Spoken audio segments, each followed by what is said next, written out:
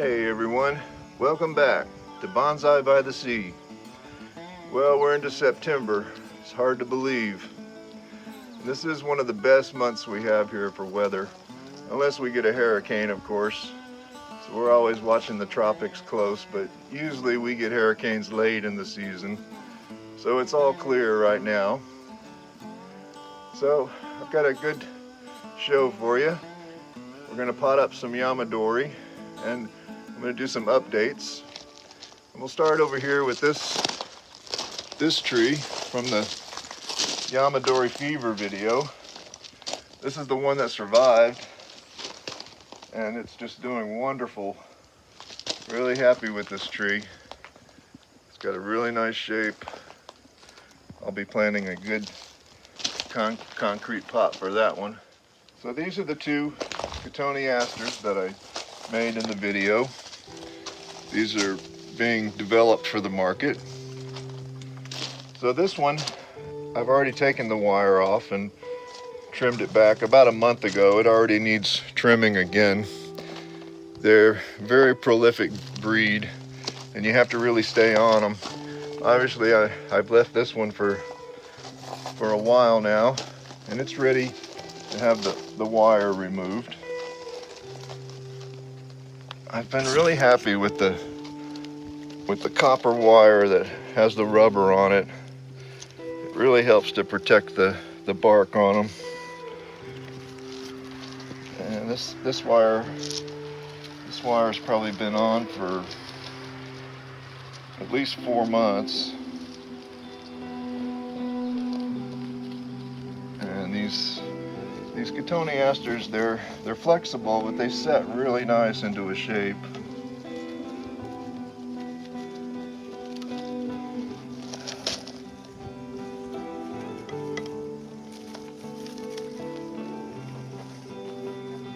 So it obviously needs a haircut. Maybe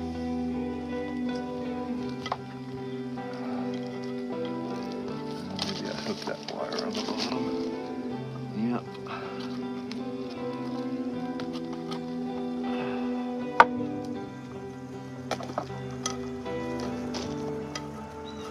Coming out of there.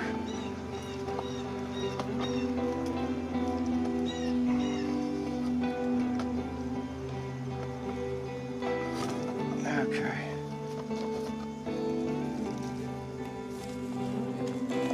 There we go. Sat really nice. So it obviously needs a trim, and you can really cut back on these cotoneasters. They're very prolific. It'll grow right back out. And of course, all of these could make really good cuttings, but I'm kind of maxed out on them now. And I can get that way quick with this breed because they root really easy.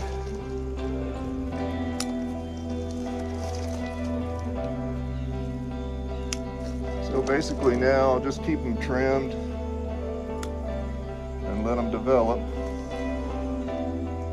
And maybe sometime around this time next year they'll be ready to go to the market.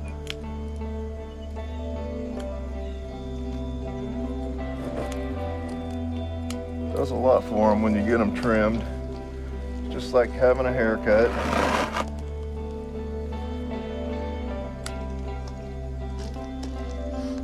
So that one's good to go now for a few months. Always good to trim the long shoots off them.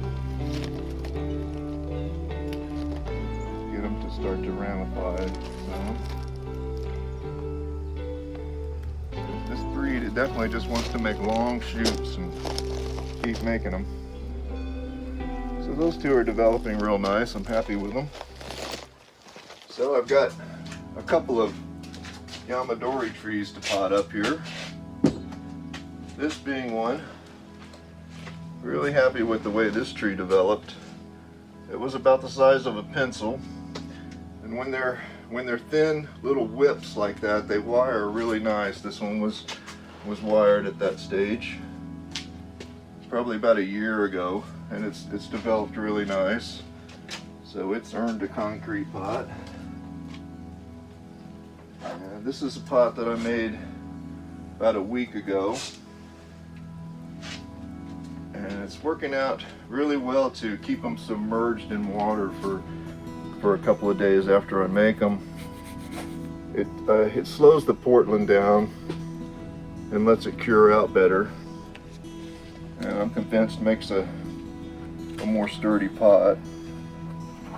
So these hanging baskets have been one of the best things to develop these trees in. Really good. And they do come off fairly easy, mainly because of the shape they have. There's nothing to grab onto the tree, so that's a good thing. Just try to spread out some roots here. This one is pretty root bound. I'm sure they'll find their way in there. Give them just a little spread out. This one's pretty well root bound. Lots of nice white tips on it. Really healthy.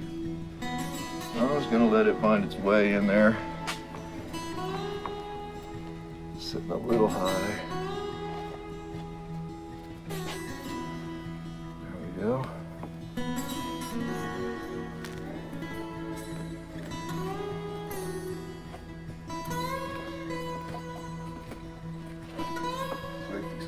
Off a little bit.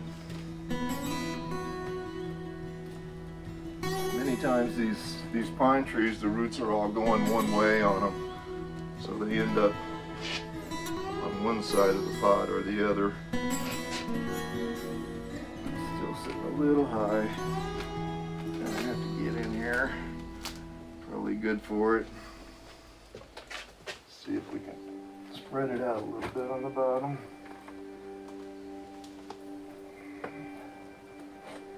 This one was really root bound in there.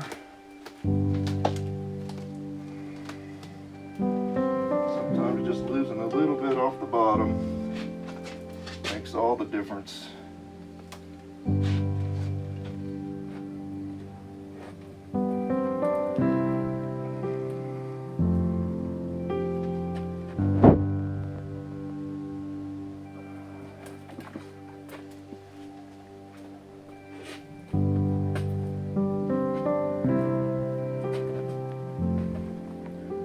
I never mind them sitting up a little proud in the pot, because everything settles over time. Always good to have them a little proud in the pot as opposed to sunk down in the pot.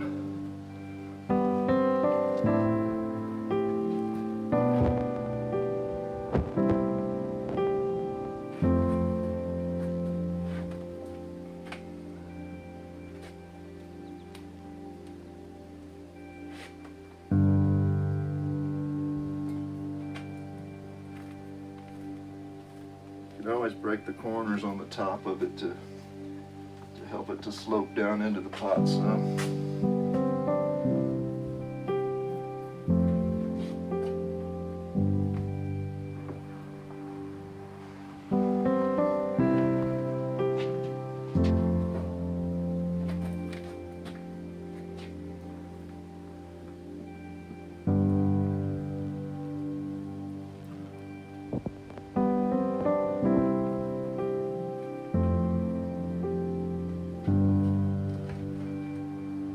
Humid here this morning.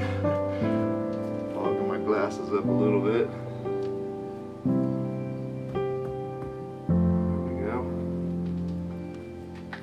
So I got to go collect some moss yesterday, and with all the rain we've had, the moss is just beautiful here. And this is the one that grows on the granite boulders and has been just a wonderful moss to use on them, mainly because it stays thin. Some of the other mosses get really thick and they're just not as suitable for it. But But this one has been a really good one. It's the one I always look for. And it only seems to grow on the granite boulders, sometimes on a tree trunk.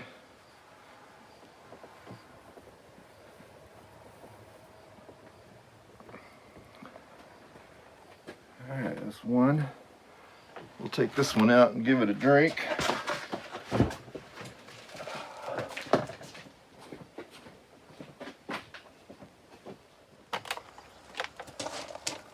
So where I found this moss yesterday, I was out collecting these pieces of spruce trees. We have a lot of blowdowns around here. So I'm collecting these for trees to sit on because they look so nice.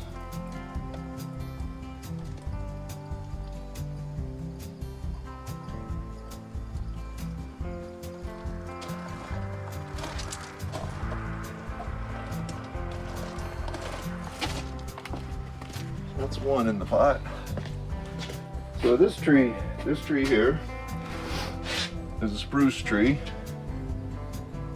Had a great shape from the time I spotted it.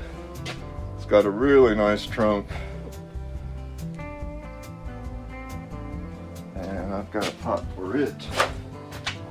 One of the real fun things about making my own pots is I get to pick the trees that go in them. And this tree just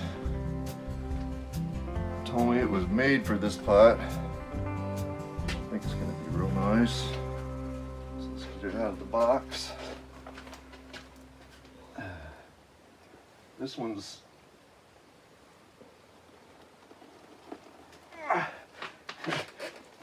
been in this pot for, or been in the box for over a year.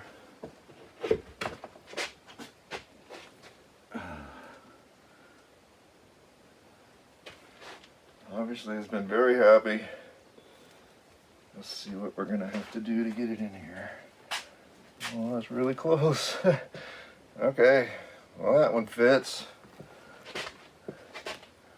Always nice when a plan works out. Yeah, we'll just add some dirt to the sides of this one and we'll be good to go.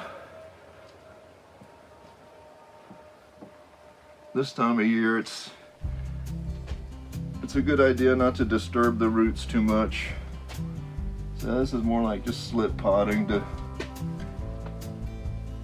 get them into a nice pot.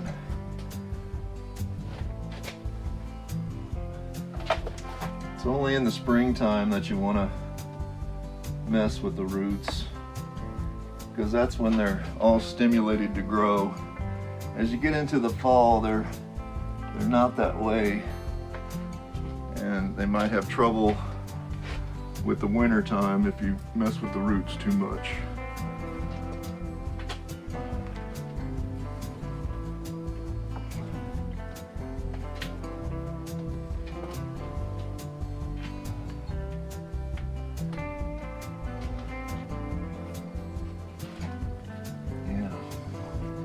I knew this tree was a perfect fit for this pot.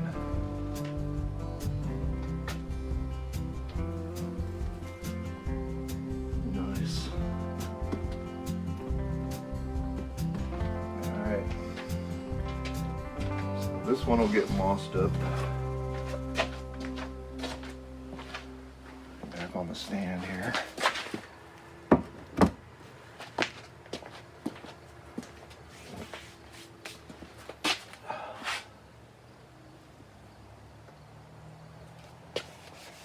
So, besides concrete pots, we are making clay pots, but we're green at it. And this clay was some clay that was given to us by an artist here. So it was rehydrated, and it's good clay for us to experiment with. And obviously this one, it cracked in the bisque, but that means that it's already turned to stone. So they can be used as training pots, even though they're cracked. And this lemon tree is one of the best ones from my lemons from seed. And this is some teak wood that I picked up off the side of the road. All the old futon beds are made with teak, and that wood has done really well with the water. It's very rot resistant, so it's been a really good thing. I'm going to definitely make some more of these.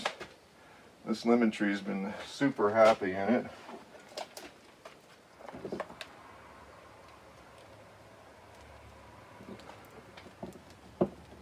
So I'm putting this one in this pot because I am planning on keeping this tree.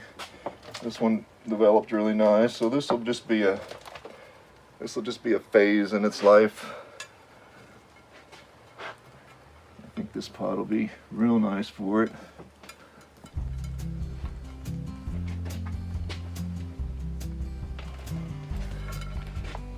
The concrete pots, it's just a 24-hour thing, you know, and you're done with them basically. With clay, it's much more involved, especially with the glazing and everything. So we're still learning.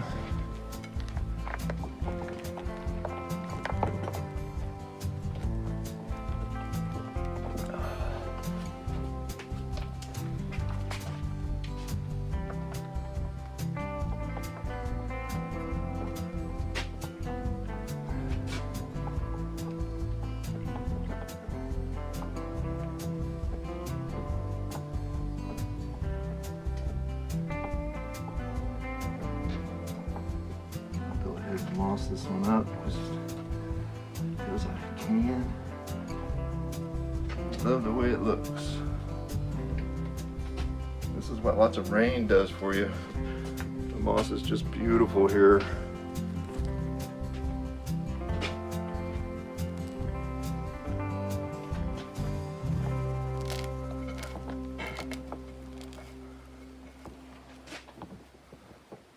One of the main things that this moss does for me is keeps the dirt from splashing on the pot when you water it.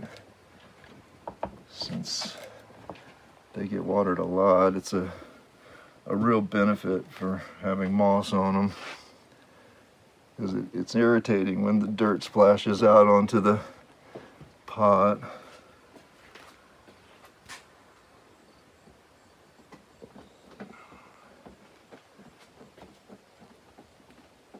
Alright, new home for that lemon tree. So there we go. Hope everyone's having a great day. It is really humid here. My glasses are fogged up. And I'll catch you on the next one.